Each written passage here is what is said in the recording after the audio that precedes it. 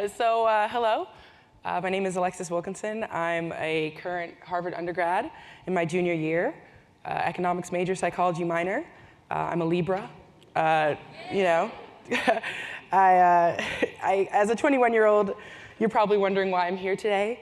I'm honestly wondering the same thing. I was hoping this might be some sort of a roast of some kind, but now I have all these useless jokes about the president of Digitas. I mean, they were pretty useless anyway because she's a really nice lady and Digitas doesn't rhyme with that many things. But Kathy Kiley tells me I'm here because the first black female president of the Harvard Lampoon is speaking. And I was like, oh, that's awesome. Oh, thank you. I wasn't expecting that.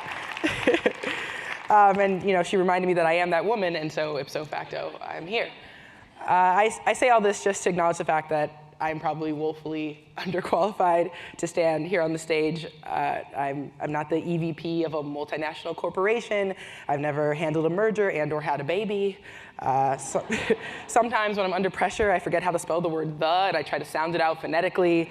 But I guess I'm going to try to tell you my story as it stands, how I got from suburban Wisconsin to Harvard and now to the masthead of this 138-year-old comedy magazine, and maybe more importantly, how I learned to stop worrying and absolutely love being the boss of said magazine. So yeah, let's do it.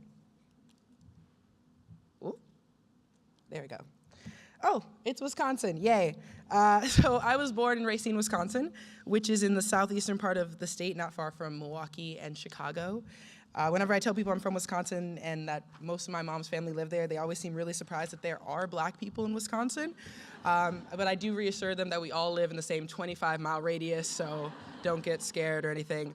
My mom was born and raised there. My dad was born in Jamaica, making me Jamaican. And confused as to why I lived in one of the coldest states in the Union instead of, you know, I don't know, a tropical Caribbean island. So I was born in that 25-mile radius in Wisconsin, and shortly thereafter came my baby sister. That's me on the left and her on the right. Then and now, our hairstyles have gotten better, our wardrobes not so much because they were already perfect. So when my sister and I were toddlers, my father passed away, and my mom dedicated herself to raising us on her own. Both of my parents have degrees in science, and so that's kind of how I was raised to think you could make a living in this world, numbers and math and whatnot. I went to a medium-sized public school, classic overachiever. I did science fair and debate and forensics and mock trial and Model AS and volleyball and homework sometimes. And I took every advanced placement class I could. My mom really stressed to me how important education was and how important it was to my father. And you know, trust me, nothing gets you to prep for the SAT like thinking your dad's ghost might be like, 600 in math, really? I'm gonna haunt you for like 3 more weeks. So speaking of my mom, there she is. She's the cutest.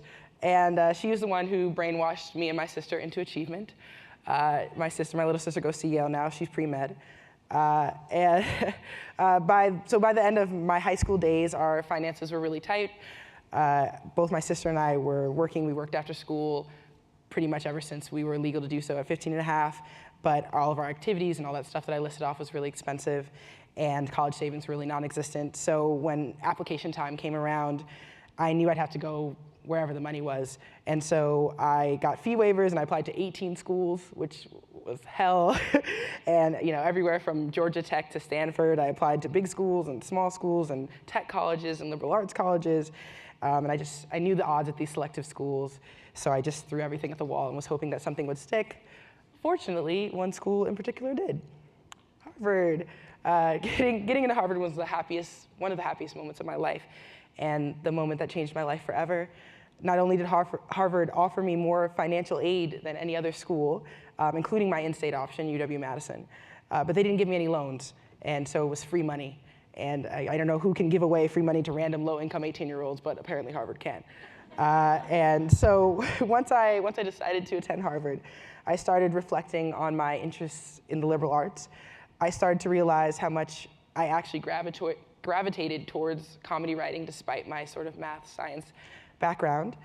Senior year, I had started a satirical newspaper with a friend of mine, sort of based off The Onion, except we only spoofed, you know, teachers we thought were stupid and classes we thought were stupid, and we made comics, and I think at last check it still exists to this day, so I'm pretty proud of that. I took a creative writing course and even managed to win a Scholastic Arts and Writing Award for some pieces I had written. More generally, I loved comedy, particularly television and film. So never having heard of it before, I Googled Harvard Humor magazine after I decided to go, and there she was, the Lampoon. The Lampoon is the world's oldest continually published humor magazine, and it was the only object of my affection freshman year who wasn't a boy who I thought looked like Barack Obama. So I applied to be on staff right away my freshman fall and was summarily rejected because my jokes were awful. And after crying a bit, I reapplied my freshman spring, rejuvenated and more than a little bitter, and I was accepted at that point. To say that I was intimidated being on staff would be an understatement. I was worried about everything. I was worried I wasn't funny enough to be here, and I just fooled them all. Lampoon staff is full of some of the most talented people, and I mean, some of the alums include Conan O'Brien, BJ Novak, Andy Borowitz, Colin Jost, who's now the new co-anchor on SNL. And so I was not feeling like I was up to being anywhere near the league of these people. And even the people I was on staff with had parents who wrote for The New Yorker and parents who had created TV shows and showrunners, and I just, come from, my mom's a computer engineer and I'm from Wisconsin. I felt very uncomfortable and very out of place. And I was just worried that I was way too outpaced among these guys of privilege and that my non-glamorous upbringing would sort of leave me alone. And it wasn't until I started making friends on staff and coming into my own as a writer that I started worrying that I wasn't good enough to even run for president, let alone that I could win. So once I got over those worries, I worried about what I would do once I did win. And could I lead these people, this group of ultra-talented students, my colleagues? Could I do what would be expected of me, what would be expected to me as the first Black female to ever have this position? And would I let everybody down just sort of through my own not being able to live up to their expectations? Well, all that worrying did me no good because something strange happened. I won. And shockingly, against all those doubts and self-esteem issues, I was elected president, and I got profiled in the New York Magazine, and I was getting shot not by my rivals in failed assassination attempts, but for photos in the Boston Globe and Essence, and it was a crazy experience that I could only compare to what it felt like getting into Harvard, in the sense that it was a feeling of, what the hell have I gotten myself into? So more recently, I got to be on the Today Show, and that's me and my vice president and future ex-wife, Ellie Parker. Our election represents the first time the president and the vice president of Lampoon have been women at the same time. I'm a fifth female president. The first was Lisa Henson, daughter of Jim Henson, who created the Muppets back in the 80s. But this is the first time that the two top positions have been held by two women. She's my fellow classmates and one of my best friends at Harvard. She's also a champion rower for the Harvard heavyweight crew team. And they are in training right now, so unfortunately she couldn't be here today, even though she was invited to speak with me. But we prepared a little something.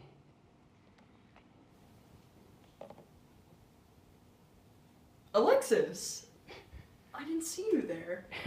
Hey, Ellie. Hope training is going well. I know you're working hard out there. I was just saying how sad I am that you can't be here with me to talk to all these amazing women. I'm glad you asked. Didn't really ask anything, Ellie, but okay. All right. Hi, I'm Ellie Parker. I'm not just a varsity athlete or Lampoon head writer. I'm Alexis's best friend. But you can't always be there for your friends.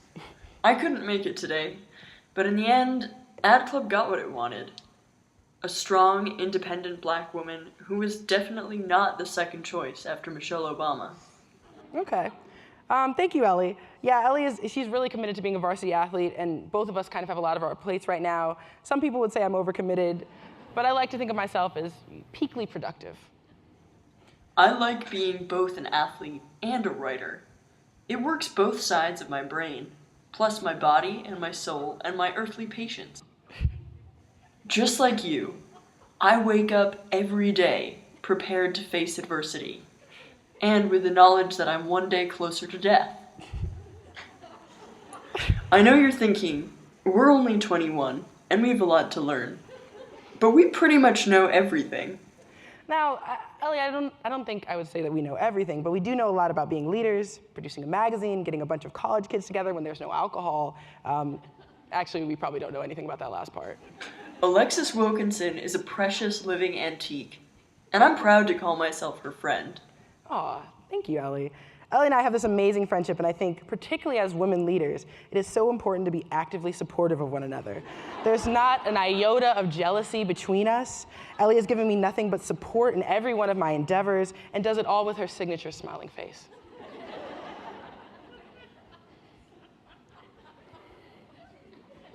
Ahem. Alexis, are you forgetting something? Nope, I don't think I'm forgetting anything, Ellie. Why? Your yogurt has too many spoons. Why do you have that many spoons? That's excessive. Thanks so much for joining us. That's Ellie, everybody.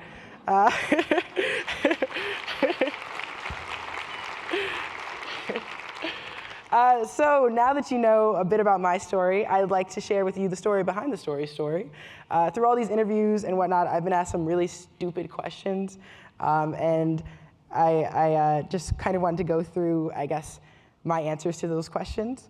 So the first of which, the most obvious of which being, why aren't women funny, which I've been very seriously asked on multiple occasions. This might rank higher on some people's other lists of stupid things to say, but I'm kind of used to this line of questioning now, so it's too mundane to be extraordinarily stupid. I usually say something like, 1, women are funny, and if you don't think any woman could ever be funny, you're probably just a terrible sexist, and you go back to 1925 where you belong. Or 2, from a social and psychological standpoint, women are oftentimes actively discouraged from being funny. Class clown is a word almost exclusively used for boys. There's not really a girl equivalent of being a class clown. You're just an annoying bitch, probably. Girls who crack jokes are often seen as crass or improper, and I was that girl a lot of the time. I'm that girl standing in front of you right now. Since humor relies on incongruity and surprise in a lot of ways, if your gender is supposed to be placating and sweet, then those two concepts aren't really compatible. And I think that being said, things are changing slowly but surely. Women like Tina Fey and Amy Poehler and others have really blazed a trail in that regard. How does it feel? I hate this question because for me, I don't know if you're asking how it feels to be president of the Lampoon, which is pretty damn good, or how it feels to be a black woman at Harvard, which is also pretty damn good, or some combination. In general, I'm honored to be in the position that I'm in and humbled by the immense amount of support I've received, and even just being invited to speak at this is, just any 21-year-old who calls himself a woman leader could only hope, and I'm just really hopeful for the future. So that's 3 emotions right there, so there. So you and your VP are both women. It's gonna be really tough to handle the finances of the place, huh? So an alum actually said this to me. He went to the Kennedy School, go figure. And it's one of those questions where I really have to fight the urge to go all die of a mad black woman and like hit you in the head with my church fan or something. And it's crazy because I study economics, Like I think I can, handle a spreadsheet or whatever. And, Parker does biology, so the notion that, we can somehow not count or something, I don't even know what's being implied by that. But I don't know, it was one of the more ridiculous things that someone said to me once they heard about it. And Lampoon is definitely a business that requires a specific skill set because we not only produce the magazine, and we're entirely student run from the top to the bottom. The only adults, real adults, that we have are on the trustee board, and they just make sure that we don't burn the place to the ground. And so, it definitely requires specific skill sets, and we produce parody books, and we have a website, and we do Twitter, and we have celebrity events, and we've had lots of honorary members, so it's a lot of moving parts, but I don't think, the implication that 2 women couldn't do it as well as anybody else is ridiculous. So I don't care if you're the president. Lampoon is still racist and sexist, so there. Someone sent me a message like this about a month ago. That sort of comment is really frustrating because, first it's like, oh, thank you for that oh-so-constructive criticism. I can definitely use that specific comment to better myself and my organization. And what sucks about that is just, I'm one person, and my election is part of sort of a larger process and conversation that needs to be had about women of color in comedy and women in comedy and people of color in comedy as a whole. And if you think about it, America is a historically racist and sexist organization, but that's not going anywhere. And all you can do is sort of get in on the ground level and hope to work on it. And so I wish people would focus on how much Lampoon has changed in the past 138 years instead of trying to tear it down with sort of comments like these. So last question is, what's next? Now this isn't a stupid question at all, it's just that I don't have a good answer to it, so in my mind that makes it a dumb question. As an organization, Lampoon has some amazing projects in the works that I'm really excited to develop. Sort of the media attention and things that we've gotten has really opened our world up as far as things that we can do, and we're going to put out a new book that'll be out in the fall, and we have another huge project that we're going to be launching. And we're looking forward to accepting new members that we do every semester and producing more parodies, expanding our subscription base. But I guess for me as an individual, I really have no idea what the future holds. I would love to write for TV or film. For now, I'm just working on being a student and working on my craft as a writer and looking forward to graduation.